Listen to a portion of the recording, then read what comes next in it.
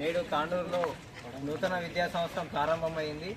ఈ ప్రారంభమైన తర్వాత కూడా ఇప్పటికీ తాండూరు వ్యాప్తంగా ఉన్నటువంటి కార్పొరేట్ ప్రైవేట్ పాఠశాలకు సరైనటువంటి అనుమతులు లేకుండా, గవర్నమెంట్ నుంచి ఎలాంటి అనుమతులు లేకుండా ఇప్పటివరకు తాండూరులో అలాగే విద్యా సంవత్సరం ప్రారంభించారు.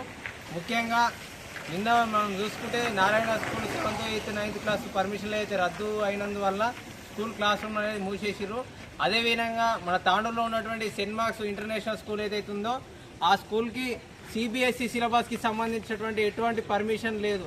గవర్నమెంట్ నుంచి ఇప్పటివరకు ఎలాంటి పర్మిషన్ కాపీ రాలేదు. అది ఇంకా ప్రాసెసింగ్లో ఉన్నా కానీ విద్యార్థులకు ఒక సిబిఎస్ఈ సిలబస్ ఉందని చెప్పేసి క్వాలిఫైడ్ టీచర్స్ లేకుండా